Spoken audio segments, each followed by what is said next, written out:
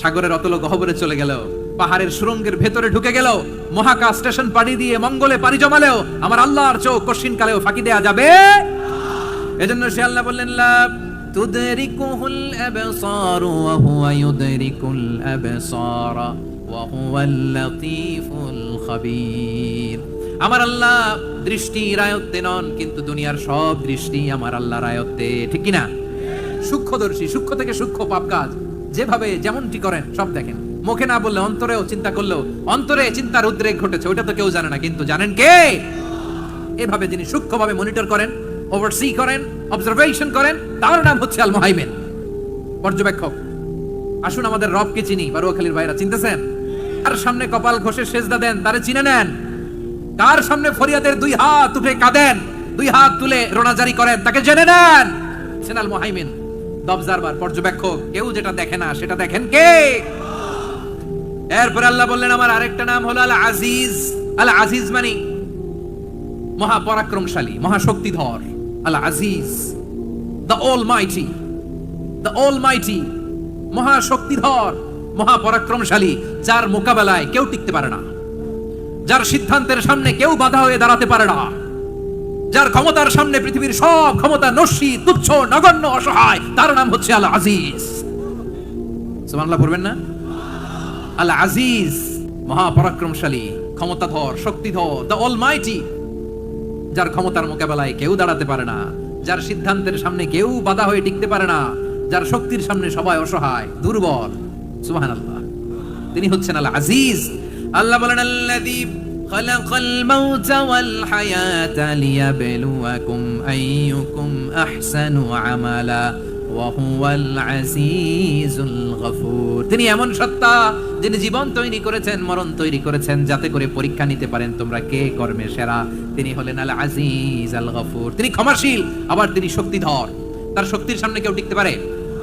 আমরা পৃথিবীর সব দেশের মিলিটারি ব্যাটালিয়ন নিয়ে যদি আল্লাহর সামনে দাঁড়াই, তাহলে তো আর আল্লাহ পারবে না, নাকি? হ্যাঁ, পৃথিবীর সবচাইতে শক্তিশালী সেনাবাহিনী কোন দেশের জানেন?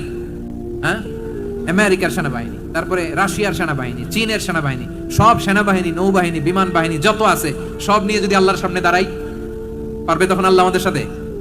হ্যাঁ, তার সামনে কোনো ক্ষমতা টিকতে পারে না, তার সামনে কেউ বাধা হয়ে দাঁড়াতে পারে না, তার সামনে গোটা বিশ্ব মুগ্ধ পড়ে থাকে, অসহায়। তার নাম হচ্ছে আল আজিজ। চিল্লায় পড়েন সুবহানাল্লাহ। এরপর আল্লাহ বললেন আমি হলাম আল জব্বার। জব্বার মানে দুর্দন্ত, প্রতাপশালী, দ্য ডমিনেন্ট, যিনি সবাইকে বশ বানাতে পারেন, সবাইকে অনুগত করতে পারেন, যিনি সবাইকে পূর্ণ নিয়ন্ত্রণ করতে পারেন, তার নাম হচ্ছে আল জব্বার।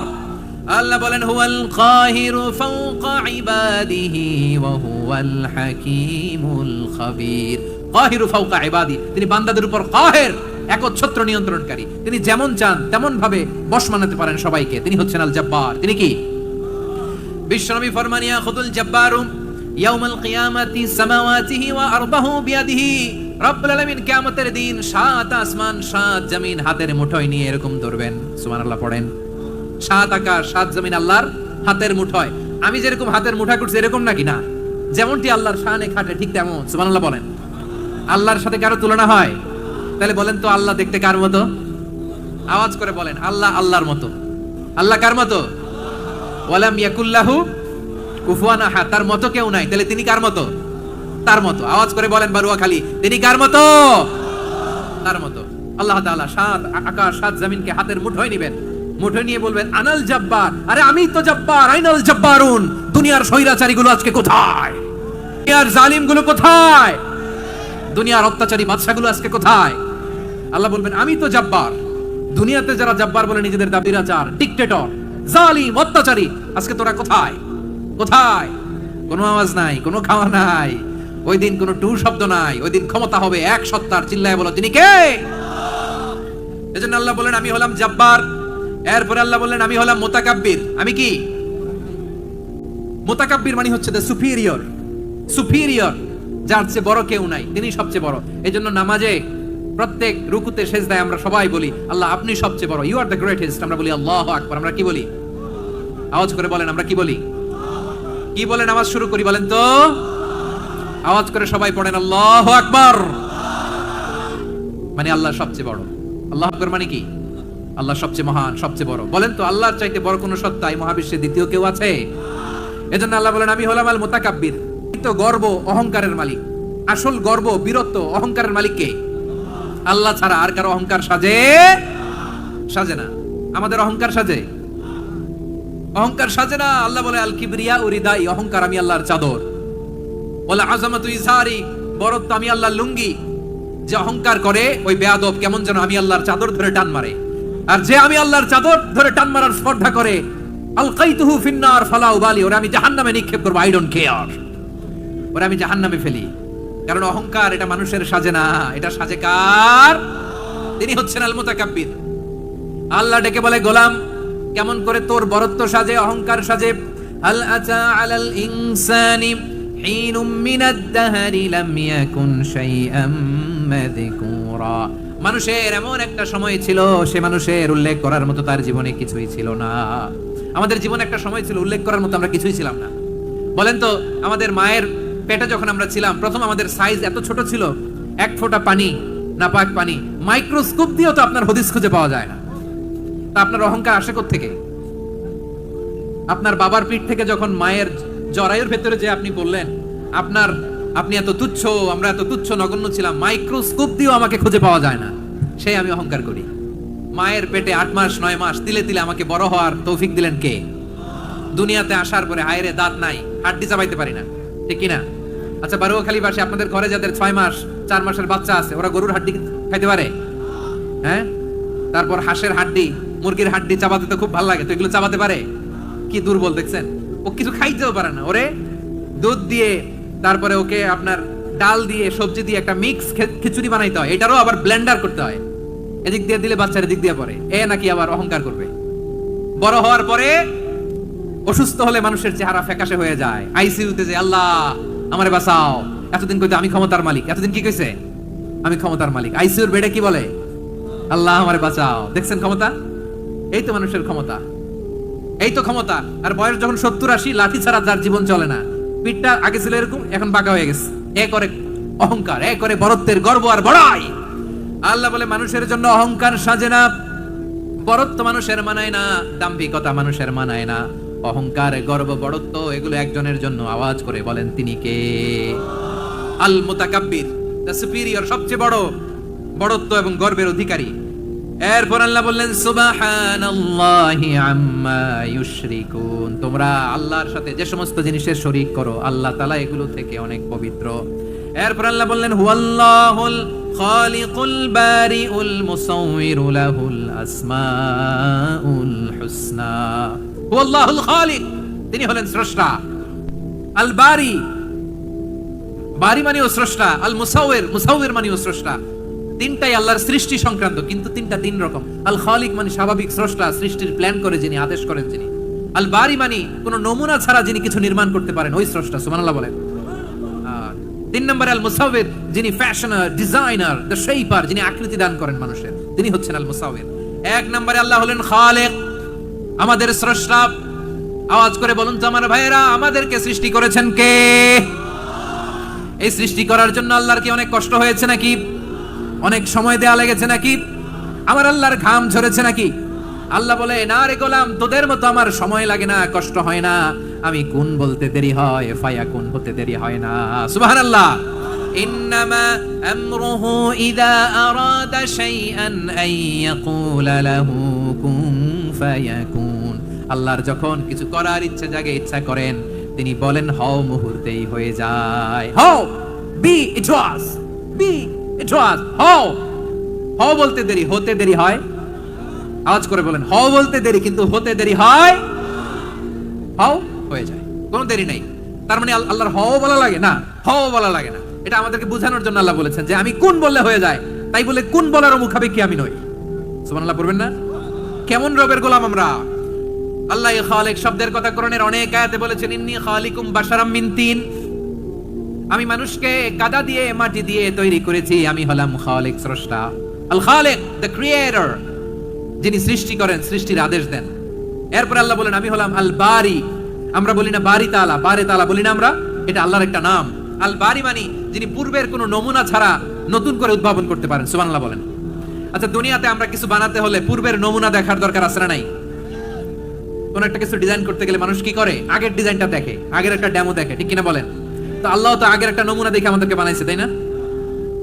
আমাদেরকে বানানোর আগে আল্লাহর কাছে কোনো নমুনা ছিল না, অস্তিত্বহীন থেকে তিনি আমাদেরকে অস্তিত্ব এনেছেন। নমুনা ছাড়া যিনি কিছু তৈরি করতে পারেন তাকে আরবিতে বলে আল বারি, দা ইনভেন্টর, উদ্ভাবক। কিছুই ছিল না, ওইটা থেকে যিনি তৈরি করেন তিনি বারি। ফাতুবু ইলা বারিইকুম, তোমাদের ওই রবের কাছে ফিরে যাও। তাহলে সৃষ্টি সংক্রান্ত আল্লাহর এক নম্বর নাম আল খালিক, আওয়াজ করে বলেন আল খালিক। দুই নম্বরে আল বারি, আওয়াজ করে বলেন আল বারি। তিন নম্বরে আল্লাহ বললেন আমি হলাম আল মুসাওয়ির, আমি আকৃতি দানকারী, the fashioner, the designer, the shaper. আল্লাহ তাআলা আমাদের আকৃতি দান করেন। আমাদের দেহাবয়বের আকৃতি দান করেছেন কে? আমাদের কেউ সাদা, কেউ শ্যামলা, কেউ ফর্সা, কেউ লম্বা, কেউ খাটো, কেউ বেটে, কেউ মোটা, আছে না নাই? আমাদের কেউ নারী, আমাদের কেউ পুরুষ, আবার আমাদের কেউ হিজড়া। এটা বানালেন কে? আওয়াজ করে বলুন তো, এই ডিসিশন মেকিংটা করেছেন কে? এর নাম হচ্ছে আল মুসাওয়ির, the designer, the fashioner, the shaper. তিনি শেপ দেন। মায়ের পেটে থাকতে আমাদের কার কণ্ঠস্বর কেমন হবে, কার ডিএনএ, আমাদের দেহে যে সেলের মধ্যে যে ডিএনএ থাকে, ডাইঅক্সিরিবোনিউক্লিক অ্যাসিড, এটা দিয়ে আমাদের ফিচার গুলো ডিফাইন হয়। এটা কার কণ্ঠ কেমন, কার চেহারা কেমন, কার স্কিন কালার কেমন, এটা ডিসাইড করেছেন কে? আওয়াজ করে বলেন কে? সে আল্লাহ বলছেন হুয়াল্লাযী ইউসাউয়িরুকুম ফিল আরহামি কাইফা ইয়াশা লা ইলাহা ইল্লা হুয়াল আজিজুল হাকীম। তিনি এমন সত্তা যিনি মায়ের পেটে থাকতেই তোমাদের চেহারার আকৃতি দিয়েছেন, যেমন চেয়েছেন তেমন দিয়েছেন। তিনি কে? আপনার চেহারা ডিজাইন করছে কে? আমারটা ডিজাইন করছে কে? নাকি আমরা করছি? এই ক্ষমতা আল্লাহ আমাদের হাতে দিছে, নিজের হাতে রেখে দিছে। সুবহানাল্লাহ পড়েন। আবার সূরা ইনফিতার আল্লাহ বলছেন আল্লাযী খালাকাকা ফাসাওয়াকা ফাআদালাকা ফি আই সূরাতিন মা শাআ রাক্কাবাক। তিনি এমন সত্তা যিনি তোমাদের সৃষ্টি করেছেন, এই সৃষ্টিকে সুবিন্যস্ত করেছেন, সুষম করেছেন, যেমন চেয়েছেন তেমন আকৃতিতে তোমাদেরকে তিনি দুনিয়ায় পাঠিয়েছেন। সুবহানাল্লাহ। তাহলে আকৃতি দান করেন কে? আল্লাহর এই নামটা হচ্ছে আল মুসাওয়ির, মানে আকৃতি দানকারী। প্রিয় ভাইরা, আকৃতি দেওয়া আমাদের কাজ না, আকৃতি দেন আল্লাহ। এজন্য কারো আকৃতি নিয়ে কখনো বাজে মন্তব্য করা যাবে? আমার বড়ুয়াখালীর ভাইয়েরা আওয়াজ করে আমার সাথে বলুন, কারো আকৃতি নিয়ে বাজে মন্তব্য করবেন? কমেন্টে সরাসরি কাউরে বলবেন তুই লম্বুর ঘরের লম্বু, তুই মোটুর ঘরের মোটু, তুই চিকনার ঘরের চিকনা, তোর নাক চ্যাপটা, তুই খাটো, তুই এইটা সেইটা বলবেন? কথা কয় না, বলবেন? কারো আকৃতি নিয়ে ব্যঙ্গ করা যাবে? এটার ইংরেজিতে বলে বডি শেমিং। কি বলে? Body shaming. এটা হারাম। আমার কলিজার টুকরা বারুয়াখালীর নবাবগঞ্জের যুবক ভাইয়েরা, খবরদার, কোশ্চিনকালেও আমরা কারো দেহের আকৃতি নিয়ে, বডি শেপ নিয়ে মন্দ কথা, বাজে কমেন্টস করব? কারণ এই আকৃতিটা দিয়েছে কে? আচ্ছা, ও যে শ্যামলা, ওরে শ্যামলা বানালো কে? আর এই লোক যে ফর্সা, এর ফর্সা বানালো কে? একজন লম্বা, কে বানালো? আরেকজন খাটো, কে বানালো? তো লম্বা বানাইছে আল্লাহ, বেটে বানাইছে আল্লাহ। ওরে যদি বেটে বলেন, গালিটা কি ওর কাছে যায় না? যায়। যে ওরে বেটে বানাইছে তারে দেয়া হয় গালি। কথা বুঝতেছেন? কারো আকৃতি নিয়ে যদি আপনি ব্যঙ্গ করেন, তাহলে যে যে সত্তা এই আকৃতি দিয়েছে তাকে ব্যঙ্গ করা হয়। কেউ খাটো হওয়ার জন্য ওরে যদি আপনি খাটু বলেন, ওকে বলেন নাই, যে সত্তা তাকে খাটো বানিয়েছে তাকে বলেছেন আপনি। তাহলে কারো আকৃতি নিয়ে ব্যঙ্গ করবেন? করবেন? কোশ্চিন কালেও যেন আমরা না করি। প্রিয় ভাইরা, আম্মাজান আয়েশা রাদিয়াল্লাহু তাআলা আনহা, আমাদের প্রিয় আম্মাজান, বিষ্ণু ইসা ইসলামের প্রিয়তমা স্ত্রী, উনি বিষ্ণু ইসা ইসলামের আরেক স্ত্রী, ওনার নাম হচ্ছে সাফিয়া, উনিও আমাদের আম্মাজান। ওনার ব্যাপারে একটা কথা বলতে যে একটা কথা বলেছিলেন, রাসূল সাল্লাল্লাহু আলাইহি ওয়াসাল্লাম এটা পছন্দ করেননি। উনি বললেন যে আপনার স্ত্রী এমন এমন, সরাসরি বলেন না, ইঙ্গিত দিয়ে। নারীদের মধ্যে মানবিক কারণে জেলাসি একটু থাকে, এটা স্বাভাবিক। এটা থেকে নবীর স্ত্রীরাও মুক্ত ছিলেন না, এটা থাকবে। তো তিনি বলেছিলেন যে আপনার অমুক স্ত্রী কাদা ওয়া কাদা, সফিয়া তো এমন এমন, তাআনি কাসীরা, এটা দিয়ে বুঝিয়েছিলেন একটু খাটো, একটু স্থূলাকৃতির, একটু মোটা ছিলেন, উনি খাটো ছিলেন। ইঙ্গিত করে যখন রাসূল সাল্লাল্লাহু আলাইহি ওয়াসাল্লামকে এটা বললেন, রাসূল সাল্লাল্লাহু আলাইহি ওয়াসাল্লাম এটা পছন্দ করলেন না। আল্লাহ রাসূল বললেন, আয়েশা তুমি এটা কি বললে? এমন কথা তো তোমার কাছ থেকে আশা করি নাই। তুমি আমার আরেক বিবির ব্যাপারে এমন কথা বললে? আয়েশা তুমি কি জানো, লাকাদ কুলতি কালিমাতান লাউ মুযিজাত বিমাইল বাহরি লামাযাজাতহু, তুমি এমন একটা কথা মুখ দিয়ে উচ্চারণ করেছো, এই শব্দগুলো যদি সাগরের পানিতে ছেড়ে দেওয়া হয়, এই কথার তিক্ততার, পঙ্কিলতার কারণে নীল সাগরের পানি মুহূর্তেই কালো হয়ে যাবে। আয়েশা খবরদার, আর এরকম বলো না, আর বলো না। রাসূল সাল্লাল্লাহু আলাইহি ওয়াসাল্লাম কখনো বডি শেমিং কে স্পেস দিতেন না, সুযোগ দিতেন না। আল্লাহ নবী সাল্লাল্লাহু আলাইহি ওয়াসাল্লামের এক সাহাবী আব্দুল্লাহ ইবনে মাসউদ রাদিয়াল্লাহু তাআলা আনহু, ওনার পাগুলো ছিল খুব সরু আকৃতির, গ্রিস বর্ণের, চিকন। উনি আরাক নামে এক গাছের উপরে উঠেছেন, ডাল ভাঙবেন, ডালা ভেঙে কি করবেন, মেসওয়াক করবেন। তো বাতাসের ঝাপটায় ওনার লুঙ্গি একটু সরে গেল, নিচ থেকে লোকেরা ওনার ওই চিকন পা দেখে ফেললো, দেখে সবাই হেসে কুটি কুটি হাসতেছে সবাই। বিষ্ণু সাল্লাল্লাহু আলাইহি ওয়াসাল্লাম বললেন, হাসলা কেন? সব সাহাবারা বলে, ইবনে মাসুদের পা দেখে হাসছি। রাসূল সাল্লাল্লাহু আলাইহি ওয়াসাল্লাম বলেন, আমার আব্দুল্লাহ ইবনে মাসুদের পা দেখে তোমরা এরকম হাসলা, তার আকৃতি নিয়ে তোমরা এরকম করলা, তোমরা কি জানো? ওয়াল্লাযী নাফসি বিয়াদিহি, সেই সত্তার শপথ যার হাতে আমার আত্মা, লাহুমা আসকালু ফিল মিজানি মিন উহুদ, আমার ইবনে মাসুদের পা দুইটা যদি মিজানের পাল্লায় কিয়ামতের দিন উঠিয়ে দেওয়া হয়, উহুদ পাহাড়ের চেয়ে বেশি ভারী হয়ে যাবে। খবরদার কারো আকৃতি নিয়ে ব্যঙ্গ করো না, কারণ আকৃতি সে নিজেরা বানায় না, এই আকৃতি দিয়েছে কে? ও ভাই, আমার আকৃতি কেমন হবে এটা ফিক্স করার দায়িত্ব যদি আল্লাহ আমাকে দিত, আমি কি করতাম বলেন তো দেখি, উত্তর দেন। সুন্দর করে নিজেকে সুশোভিত করে, শুভ্র, ফর্সা, ড্যাশিং, ফ্যাসিনেটিং, স্মার্ট করে নিজেকে তৈরি করতাম, ঠিক কিনা? কোন নারীকে যদি তার চেহারা, রং, গড়ন, অবয়ব, দেহাবয়ব, আকৃতি, শেপ কেমন হবে এটা ফিক্স করার দায়িত্ব যদি আল্লাহ তাকেই দিয়ে দিতেন, সে নিজেকে সবচেয়ে সুন্দরী, সবচেয়ে রূপবতী করে তৈরি করতো, ঠিক কিনা? এটা আল্লাহ তাআলা দেন নাই, এটা পরীক্ষা হিসেবে রেখে দিয়েছেন। আল্লাহ কাউকে ফর্সা বানিয়েছেন, এটা তার জন্য পরীক্ষা। কাউকে আল্লাহ শ্যামবর্ণের বানিয়েছেন, এটা তার জন্য পরীক্ষা। কাউকে আল্লাহ নারী বানিয়েছেন, এটা পরীক্ষা। কাউকে পুরুষ বানিয়েছেন, এটাও পরীক্ষা। চিল্লায় বলেন আল্লাহু আকবার। সে আল্লাহ বললেন, গোলাম আমি হলাম মুসাওয়ির, আকৃতি দানকারী, the fashioner, the shaper, the designer.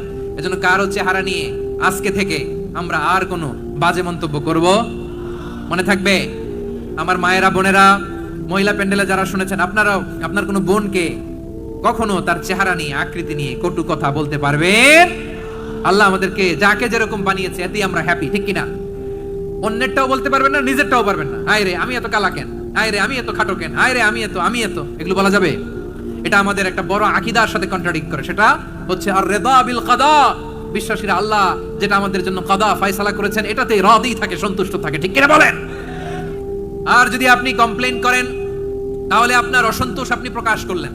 নারী হয়ে আপনি খুশি হবেন, আপনি পুরুষ তো এতেই খুশি হবেন। এখন পশ্চিমা বিশ্ব থেকে একটা রোগ বেরোইছে, এটার জেন্ডার ডিসফোরিয়া বলে। নারী হয়ে সে খুশি না, সে পুরুষ হতে চায়, এরকম আছে না নাই? পুরুষ, দিব্যি পুরুষ, সুস্থ পুরুষ, পুরুষ হয়ে হ্যাপি না, সে নারী হতে চায়। শরীফ হতে শরীফার গল্প আপনারা শোনেন নাই? এগুলোর সাথে ইসলামের কোনো সম্পর্ক? তাহলে আমাদের আকৃতি দেয় কে? চিল্লায় বলেন। আমার শেপ কিরকম, নিজের শেপ নিয়ে কমপ্লেন করবেন? অন্যের বডি শেপ নিয়ে আর কোনোদিন বডি শেমিং করবেন? যদি করেন, গালিটা কি তাকে দেয়া হলো নাকি আমার রবকে দেয়া হলো? এরপর আল্লাহ বললেন লাহুল আসমাউল হুসনা, 14টা 13টা বলে ফেলছে আরেকটা। আল্লাহর এরকম অনেক সুন্দর সুন্দর নাম আছে।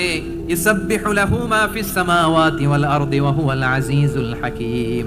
আকাশ জমিনে যা কিছু আছে সব কিছু তাসবিহ পড়ে একজনের, তিনি কে? সাব্বাহা লিল্লাহি মা ফিস সামাওয়াতি ওয়াল আরদি ওয়া হুয়াল আজিজুল হাকীম।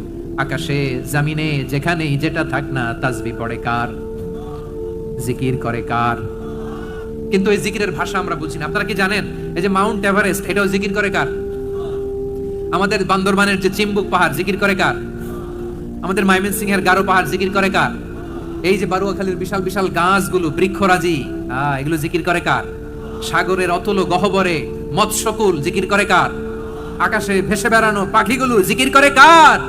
পাখিরা যায় উড়ে যায় আকাশের ওই নীলিমায়, নদীরা যায় ছুটে যায় সাগরের ওই মোহনায়।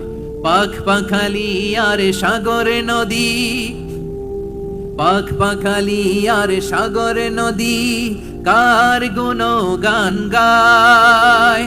আল্লাহু আল্লাহ আল্লাহু আল্লাহ, আল্লাহর গুণগান গায়। সবাই পড়েন আল্লাহু আল্লাহ আল্লাহু আল্লাহ, আল্লাহর গুণগান গায়। সুবহানাল্লাহ পড়েন।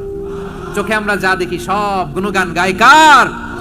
এজন্য আল্লাহ বললেন ওয়া ইম মিন শাইইন ইল্লা ইউসাব্বিহু বিহামদিহি ওয়ালাকিন লা তাফকাহুনা তাসবিহাহুম।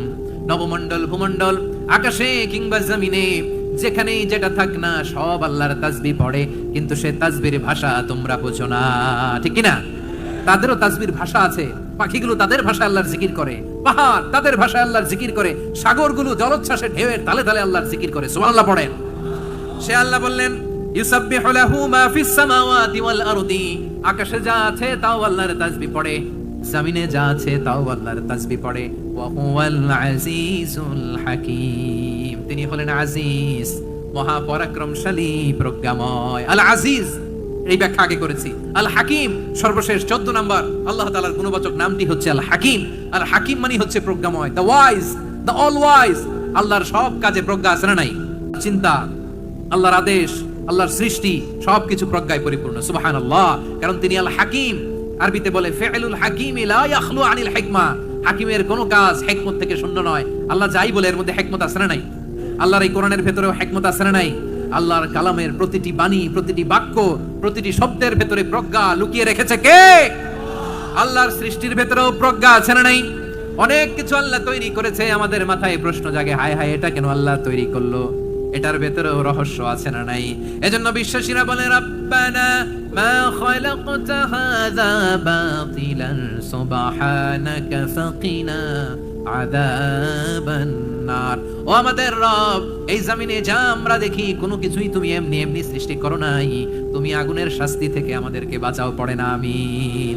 সবকিছুর মধ্যে হিকমা আছে, এই কোরআনেও হিকমা আছে। আল্লাহ বলছেন ইয়াসিন ওয়াল কোরআনিল হাকিম, প্রজ্ঞাময়, বিজ্ঞানময় কোরআনের শপথ।